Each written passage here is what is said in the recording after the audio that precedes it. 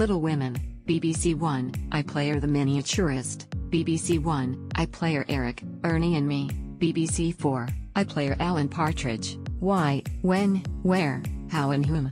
BBC 2, iPlayer DR Who, BBC One, iPlayer Two Doors Down, BBC 2.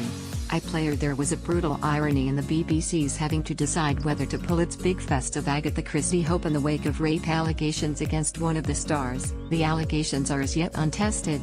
The production was entitled Ordeal by Innocence, but shelve it they did, leaving some frantic December scrambling to fill the yawning gaps in what was, at least once, a rather special TV time of year. I have to say they didn't scramble badly at all. The mystery at the heart of the strange case of the missing Christie was that we didn't miss it at all. In her absence, two other female writers rose to the fore, with a starry bunch of female actors, to deliver a couple of real gems. Little Women, while not to everyone's taste as a book, has inspired some fine film adaptations, which will be split across generational lines.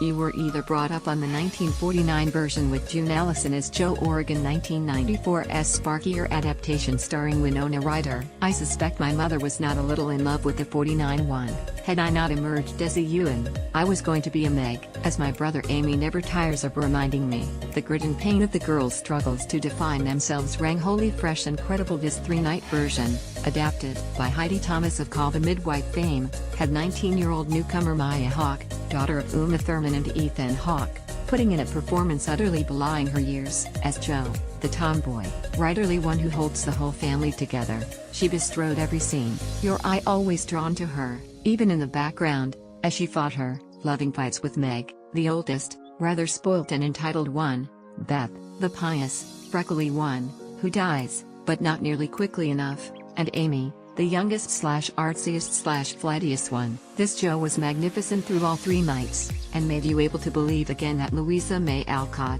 for all that her book was written off in many quarters as rose-spectacled Civil War hokum, was in fact a rather spiky feminist. Thomas turned out to be the perfect choice of adapter. Her Call the Midwife has always been so much more than nostalgia by numbers, except, oddly, this year's Christmas one, with those awful weeping violins, a rare misstep. But the grit and pain of the girls' struggles to define themselves, in that fast-changing age, in that still young country, rang wholly fresh and credible. There was great strength, too, in the overall casting. The sisters, of course, but also Emily Watson as Mommy, and in particular Jonah Hauer-King, who played boy next door Laurie with so much more nuance and subtlety than some of the lovelorn bouncy puppies of yore. All in all, a triumph. What a find, too, is Anya Taylor-Joy, nominated for the BAFTA Rising Star Award of 2017, who captivated as heroine, Petronella in a surprisingly fine two-part adaptation of Jessie Burton's debut novel The Miniaturist. Some of the magic of the book must,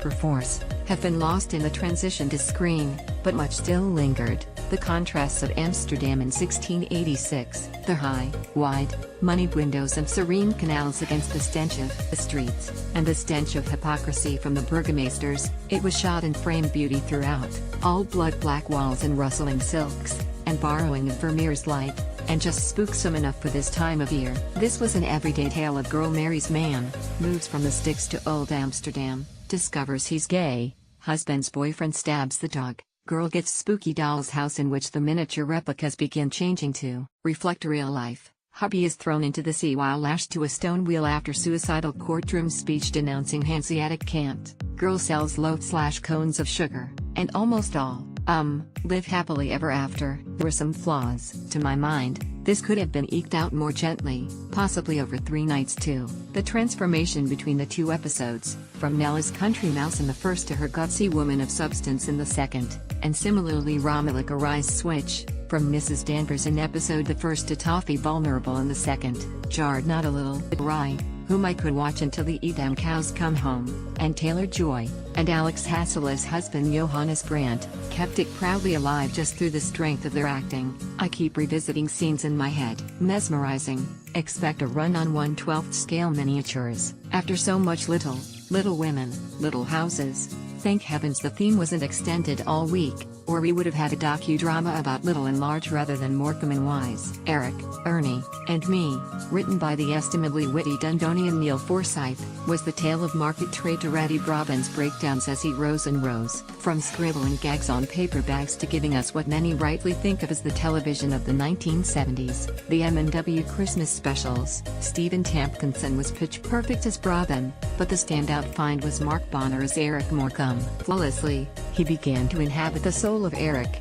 but slowly, moving from hesitant to comfortable, as indeed the clever script had Eric and Ernie move, under clever Eddie's tutelage, from vaudeville gagsters to two pals taking the gentle rip out of each other on primetime TV. The 1977 special was watched by 28 million. Interestingly, Eric, as played by Bonner, written by Forsyth, came across as the reactionary scaredy cat, Ernie Wise as the ebullient, exuberant, travel-loving hoofer. What a lovely program, rewatchable often, if only for Brabant's finest gags. I suspect we need Alan Partridge now even more than then, as a Greek chorus to our desperately febrile times' appallingly splendid humor. If from a very, very different time, now we're all grown up, and that also arrived with the Alan Partridge thing, 26 years after he was invented by Armando Iannucci, Patrick Marber and, not uncrucially, Steve Coogan. There were many free zones of delight in this documentary looking back at Partridge's legacy, not least the realization that the humor has aged not one bit.